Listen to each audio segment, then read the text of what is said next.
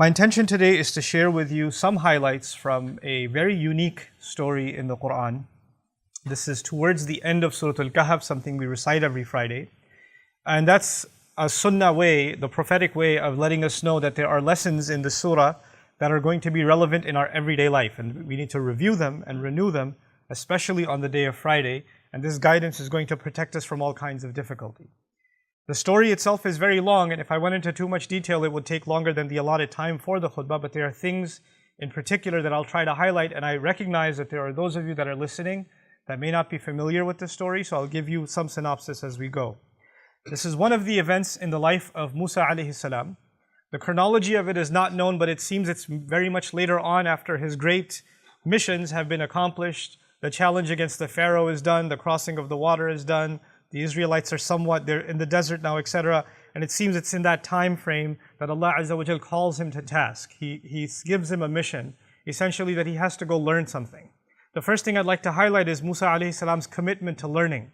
He says, what I recited in the beginning of this khutbah, he said to his young student, you can say his intern, his fata, his young man, in other words, he took an assistant with him, and he says to him, لا أبرح حتى أبلغ مجمع البحرين أو أمضي حقبة. I'm going to continue and stay committed to this journey until I reach the place where two oceans meet. Even if it means I have to spend multiple lifetimes finding it. He's telling this to his student. And all of this, the purpose of this journey is he's going to learn from someone. So the first thing he's teaching his student is that more than anything else, he himself is a student. And he's teaching his student his own commitment as a student. It doesn't matter if it takes me multiple lifetimes to find this destination or not, because I don't know exactly where it is. I'm just heading in this direction and you're coming along with me. But don't ask me to quit, because I'm not going to. I'm that committed to learning. This is Allah's way of also teaching us that the knowledge He's about to learn isn't something trivial. Of course, you know that Musa alayhi salam is the most mentioned prophet in the Quran. He's also the recipient of the largest revelation. The Torah is significantly much bigger in volume than the revelation of the Quran. And he's, by that definition, he's actually the most knowledgeable of all human beings until that time. He has more knowledge of revelation than anybody else that has been given. And yet, this man is now being told, alayhi salam, that he is going to go learn. And by the way, his followers, what are they called? They're called people of the book. Meaning people of learning. The people who take his religion, and even though they've made changes to it, they're called ahbar, people of ink. In other words, this is the messenger, alayhi salam, who inspired so much learning and so much knowledge that came after him. His people became known as the people of knowledge and the people of information and the people of the book. In any case, he's going to learn something that requires an extra effort on his part. Even if it takes him lifetimes, there's something unique and valuable about these lessons that even the book of Allah at the time is not going to teach him. He has to learn this from somewhere else. Even the Torah doesn't have this answer. And Allah won't just give it to him. He won't just reveal it to him. Allah says in the Quran, وَكَلَّمَ اللَّهُ مُوسَى تَكْلِيمًا. Allah used to speak to Musa alayhi salam directly, in direct communication, and engage with him in a very rigorous communication. And yet, Allah says, no, this is not the kind of learning that even Allah will teach you directly. You're going to have to go on a journey. So it is a very unique circumstance. You don't just pass over this little bit of information. You have to appreciate what's going on here. The most knowledgeable person in the world at the time is now being told, you have to go learn a lesson from somewhere else. And so he goes on this, what seems like an endless journey. Who is this person that he's going to learn from? What are his credentials? I mean, if Musa alayhi salam is the most mentioned prophet in the Quran, is going to become a student of someone, we must really learn his name and acknowledge him. So now when we get to that, Allah Azza wa Jal, all He says is, فَوَجَدَ عَبْدًا مِنْ عِبَادِنَا. They found one of our servants. Literally, the Quran describes this teacher of Musa alayhi salam as one of our servants. I know that in our narrations and some of the opinions, we find his name to be Khadir or Khidr, it's pronounced differently. Quran deliberately does not mention his name. You would think this is a very important individual, and there's even an argument whether it's human or angel. It's not an issue in the Quran. The Quran didn't ask that question. We don't have to ask that question. The Quran gave us one bit of information about him. He was one of our slaves. What does that do? That actually teaches us something profound about those who reach the heights of knowledge. They are nothing more than a slave of Allah. Their titles, their credentials are insignificant before Allah. He's a mysterious figure that Musa alayhi salam just knows this is the person I have to learn from. And it's really interesting also, Musa alayhi salam does not ask him his credentials and say, so I'm supposed to learn from you? I mean, where did you graduate from? What revelation do you get? Well, who are you supposed to be? Like, when you're learning from someone, you want to kind of size them up. There's nothing like it. Musa alayhi salam straight up goes to him and says, هَلْ أَتَّبِعُكَ عَلَىٰ أَن تُعَلِّمَنِي مِمَّا عُلِّمْتَ رُشْدًا. May I follow you? And he didn't say, هَلْ تُعَلِّمُنِي? Could you just teach me? I came all this way because apparently you know some things I don't know. So why don't you just tell me? I'm already tired. لَقَدْ لَقِينَا مِن سَفَرِنَا هَذَا نَصَبًا. Quran also describes Musa alayhi salam on this journey. We've been pretty exhausted. Mind you, this is the same Musa alayhi salam who's crossed the water, who's been in the desert, who's done quite a few pretty exhaustive things, who's been in Madi and almost dying of dehydration to find water. This is the same Musa that went on this journey and says, I'm pretty exhausted by now.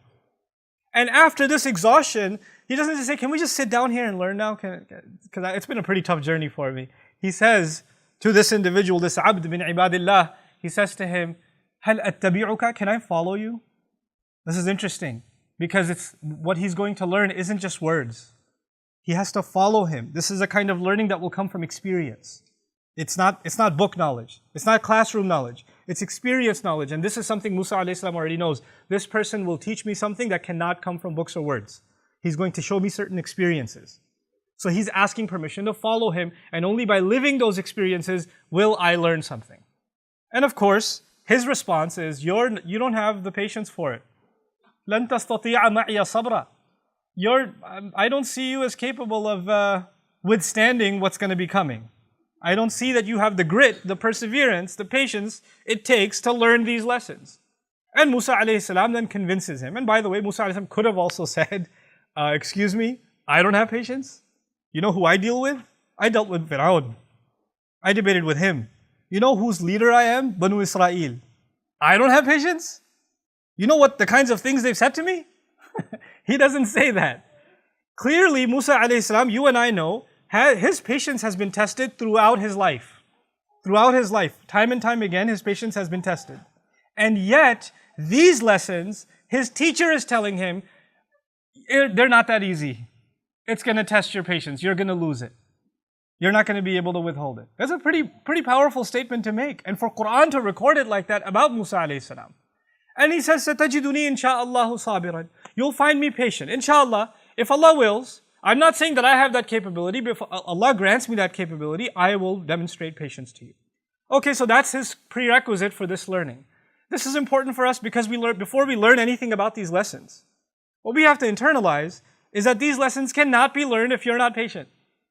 And these lessons will only be learned if your and my patience is tested, if we're put in difficult circumstances. These lessons are directly related to difficulty and hardship, where your patience and your grit is going to be put to the test. So this is what Musa alayhi salam is being told. And of course, Musa alayhi salam has seen difficulty before. This is not new for him. So he's pretty confident he'll be able to manage the situation. So they go on their way. And instead of me going ayah by ayah, I'll just share some highlights with you. The first stop on their journey is that they asked this teacher of his and Musa alayhi salam, they board onto a ship. حَتَّى إِذَا رَكِبَ فِي السَّفِينَةِ. Now when they board onto a ship, obviously there are people, they're travelers, and they ask these people, can we ride with you? So they've done them a favor. The circumstance is not just about a ship. You have to understand, now we have a situation where there are people who did other people a favor. The people that own the ship have done Musa alayhi salam and his teacher a favor by allowing them to ride along with them. They go on this ride, خَرَقَهَا, he starts going, you can imagine, goes to the bottom of the ship and starts ripping out the planks and damaging the ship. It's now starting to sink from inside. And Musa alayhi salam's like, أَخَرَقْتَهَا لِتُغْرِقَ أَهْلَهَا? Have you just damaged this boat so you can drown the people that are on it? What are you doing? What an unheard of thing you're doing. لَقَدْ جِئْتَ شَيْئًا إِمْرًا. What a terrible thing you're up to. How could you do this? And the teacher turns to him and says, أَلَمْ أَقُلْ إِنَّكَ لَن تَسْتَطِيعَ مَعِيَ صَبْرًا. Didn't I tell you you don't have the patience for this? You can't learn these lessons. And he says, okay, لا تؤاخذني بما نسيت ولا ترهقني من أمري عسرا. Okay, don't hold me to this. Don't penalize me for this mistake and don't make this hard for me. Fine, fine, fine. You just do what you do. But before we go any further, I want you to appreciate something. There are people that are going to be in your life and mine that you might be doing something good to. You did something good to them, and they do something terrible to you. And you're standing there, what? How? Why would you do this to me? Or you're a bystander watching, like Musa alayhi salam is a bystander watching. They did something good for us. Why are you hurting them? The last person you should be hurting is the one who did good to you. You know, like the poet says, أُعَلِّمُهُ الرِّمَايَةَ كُلَّ يَوْمٍ فَلَمَّا اسْتَدَّ سَاعِدُهُ رَمَانِي. I taught him how to do archery every day, and when his shot got really good, he shot me. You know, this idea is so weird. I was helping you. I did so much for you. How could you turn around and do this to me? This is what Musa alayhi salam is shocked about. Anyway, this is the first lesson. They go on. He doesn't know what the lesson is yet. He's still got questions in his head. Why did this happen? You don't have the patience. Let's keep going. Time for lesson number 2. And they go on to lesson number 2, and they see this kid. They don't know who this child is. And he just kills the kid. This man kills a child. This child has done nothing to you. He's committed no crime. They don't even know him. Musa alayhi salam is in absolute shock. By the way, this is the kind of person, Musa alayhi salam is the kind of individual that when a person was being beat up, he intervened. You remember earlier on in his life. Somebody was being beat up and he intervened and said, you know, رَجُلَيْنِ يَقْتَتِلَانِ. And he went up and he punched the guy. Stopped it from happening. Now he's seen a child be killed. The shock and anger and frustration of Musa alayhi salam. أَقَتَلْتَ نَفْسًا زَكِيَّةً بِغَيْرِ نَفْسٍ. Are you serious? Have you killed a pure innocent soul without it having, or this child having committed any crime? What kind of unheard evil have you just committed? لَقَدْ جِئْتَ شَيْئًا نُكْرًا. And the teacher turns to him again with this corpse of a child in front of him and says, أَلَمْ أَقُلْ لَكَ إِنَّكَ لَن تَسْتَطِيعَ مَعِيَ الصَّبْرَ. Didn't I say to you, you're not going to have the patience for this. You can't handle this. قَالَ إِن سَأَلْتُكَ عَنْ شَيْءٍ بَعْدَهَا فَلَا تُصَاحِبْنِي. Okay, he said, fine, if I ask you anything else, then okay, you don't have to accompany me. I got it. Okay? قَدْ بَلَغْتَ مِن لَدُنِّي عُذْرًا. From my end, I have no excuse. You have every reason to leave me. If I cross the line one more time, I've been disqualified. Now we've got 2 circumstances so far. One in which people did good to them, and apparently they did bad back. In the other, nobody did anything to you. You have nothing to do with this one. Why would you harm them? Why would you do something to them? And this is also something unfathomable for Musa alayhi salam. And then you get to the third circumstance. And فَوَجَدَ جِدَارًا يُرِيدُ أَن يَنْقَضَّ فَأَقَامَهُ. They went to some town, and فَأَبَوْا يُضَيِّفُوهُمَا. They refused, the people refused to be hospitable to them in the least bit. Hey, do you know where the well is? When we drink the water, shut the door in their face. Pushing them around. Nobody's offering them any help. You know? And they're clearly not welcome where they are. أَبَوْا يُضَيِّفُوهُمَا is, you know, I don't know, as a kid I watched a lot of Western flicks. You know, a guy walks into a salon and everybody somebody's chewing on a straw just staring at him like there's about to be a gunfight or something. Like, they're not welcome here. You know, what you doing here, stranger? You know, that kind of thing. So when that happens, and they're not welcome, they're walking by and they see this monument-type wall that's broken down and it's tipping over. يُرِيدُ أَن يَنْقَضَّ. It looks like it's going to tip over and damage the whole street. And his teacher says, yeah, we're going to work on this wall. We're going to fix this whole wall in the middle of town. People are cursing at them. People don't care for them. People are clearly letting them know, you better leave here. You better get out of here. And they're fixing the street in the middle. They're fixing this wall in the middle. And Musa alayhi salam's like, these people are terrible to us. And they won't even give us so much as a sip of water. We've been working and laboring here all day building this wall. If you wanted, you could have been paid for this work at least. Maybe we would have gotten a couple of dollars here and there, and maybe we would have eaten something. But that much, and he says, this is it. This is the time you and I part. هَذَا فِرَاقُ بَيْنِي وَبَيْنِكَ. It's interesting, the story began where 2 oceans meet, and it's ending where they part. You know, these 2 are now parting. And in a sense, they're both also oceans of knowledge. Musa alayhi salam is the ocean of knowledge of revelation. And this teacher of his is the knowledge of this other kind of knowledge that doesn't come from books. But now they're parting. And so now he tells him the reasoning behind all 3 of these. There was a greater plan from Allah. And in this plan, those people whose ship was destroyed, actually their ship was about to be seized by the navy. The king was taking every ship to add to his navy. When they came by their ship, they saw the ship is damaged. They said, no good for the navy. They let it go. They're going to suffer damages. They're going to have to fix it up, but at least they still get to keep their livelihood. They can still earn a living. In the case of the child, only Allah could have known that down the road in the future, this child was going to be a criminal, tyrannical to his parents. And Allah gave that child an outlet to Jannah, and Allah allowed his parents also relief of great calamity that was coming their way. Nobody could have known that except Allah. In the case of this wall, Allah was looking out for two orphans in that town that was so mean to them, whose father left a great deal of money behind, and that money was buried under that wall. If that wall tipped over, people would have seen that treasure. They would have, the kind of people they are, we know what kind of people they are, those kids wouldn't have seen a penny of it. That would have been eaten up by somebody else. And Allah wanted that those kids grow up one day and are strong enough and to protect their assets, and then they dig up what is theirs. This was Allah's plan. But in all of this, none of this makes any logical sense. I mean, unless you know Allah's plan, you're not going to know the logic behind something terrible that happens. What I'm getting at is sometimes you're going to do good for people and you're not going to get compensated like that wall. Sometimes people are going to do terrible things to you. You haven't done anything to them. Sometimes you've done good for them and they only do horrible things to you or somebody else. You see these things around you. And when this happens, your patience is going to be tested. How can they get away with this? How can they do this to me? Why would they do this? I want to give you one more place in the Quran, which is also in a sense related to the people of Musa alayhi salam in Surah Al-Isra. Very interesting language. You know, the Israelites, when they were established and when they finally became an independent nation, eventually Allah Azza wa Jal actually in the history of the Jews, in the history of the Israelites, they were ransacked and invaded by foreign nations multiple times. And Allah mentions two major invasions in Surah Al-Isra. But the way He mentions it, understand that the Israelites, the Jewish community of the time, we consider them the Muslims of that time. You have to understand what that means. They were the Muslims of that time. That was the Ummah. And they lived in a town, and then non-Muslims came, non-believers came and invaded them. فَجَاسُوا خِلَالَ الدِّيَارِ. They broke into every home. You don't have to go further when you describe soldiers breaking inside homes. Then you know what happens next. That doesn't have to be spelled out. Everybody can know. Anybody who understands war knows. When militaries go into civilian towns, all unnamed kinds of atrocities take place. But that army that came in, you know what Allah called them? He says, بَعَثْنَا عَلَيْكُمْ عِبَادًا لَنَا أُولِي بَأْسٍ شَدِيدٍ. We appointed over you, meaning we sent to invade over you, servants of ours. The strangest phrase. Those people were disbelievers, enemies of Allah, pagans, attacking Muslims, and what did Allah call them? His servants.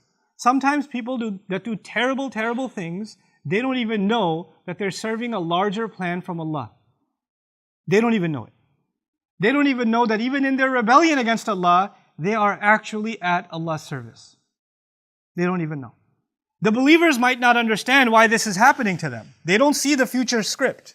They don't have that curtain lifted from Allah, like in the case of the teacher of Musa, who said, look, this is going to test your patience because you don't know what's behind the scenes. All you see is what's happening in front of you. You don't know what's going on, in the background. This is alimul ghaybi wa shahada. Allah knows the unseen and the seen. We only get to see what's in front. And when we see what's in front, we go crazy. We lose patience. We say, how can they do this? How did Allah let this happen? You know those parents who lost their child are not going to say, oh yeah, I guess he was going to get older and be a big pain. They're not going to say that. They're going to say, how did Allah let this happen? Why did my child have to die? And those same parents, if that child lived 20 years later, I wish you died when you were young. The kind of pain you've caused us. Those same parents will say those words. But Allah knew. They don't know. Wallahu ya'lamu wa antum la ta'lamun. Allah knows and you don't know. Allah has knowledge and you don't have knowledge. This is the kind of lesson that Musa alayhi salam could not just have been told. He had to experience it. Why? Because you can read about patience. You can learn about it. You can listen to a khutbah about it. But if you're experiencing something, you're experiencing a kind of situation where you cannot understand why this is happening to you. Why is this happening to me? And then still know, لا تحسبوه شرا لكم بل هو خير لكم. Don't think this is a bad thing for you. There's good in this for you. There's good in it for you. If you can internalize that, then you've learned one of the most important lessons in the Quran. One of those lessons that could not have been learned easily even by the likes of Musa alayhi salam. And if it's not easy for you and me to internalize that lesson right away, that's okay. It wasn't even easy for Musa alayhi salam. We're not being expected to turn into angels. We're not being expected to not be frustrated, to not be angry, to not lose patience. That's not the expectation from Allah. As a matter of fact, even someone of that status, of Musa alayhi salam, from ulul azmi min ar-rusul, if he can multiple times be told, look, you're losing your patience, told you you're not going to be able to handle it, then who are we? We are going to go through those circumstances. But this story and this guidance is going to remind us that we have to take a step back sometimes and just look at Allah's plan and say, I submit to it.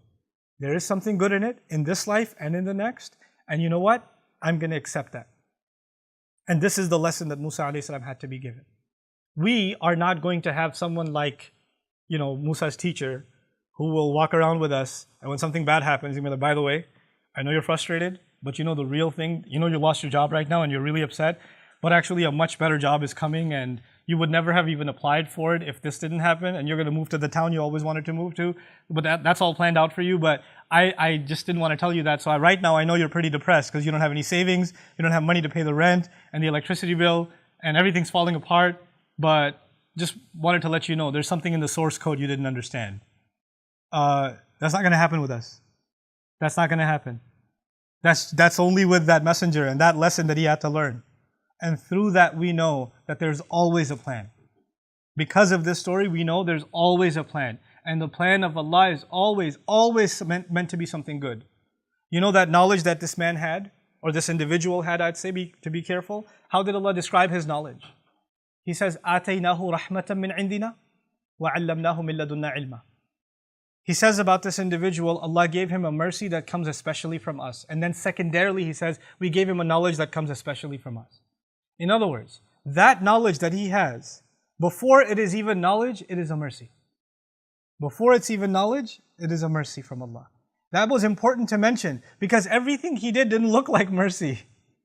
It didn't look like mercy. Not from the naked eye, not from the eyes of the seen, but from the eyes of the unseen, there's mercy in that too. May Allah Azza wa Jal give us eyes of Iman and really a heart that can withstand difficulty, withstand hardship, whatever hardship you're going through in your life, whatever circumstances that are weighing down on you. And may Allah Azza wa Jal give you the faith to know there's something good behind this that is on the horizon. You just have to hold on to your faith. Barakallahu.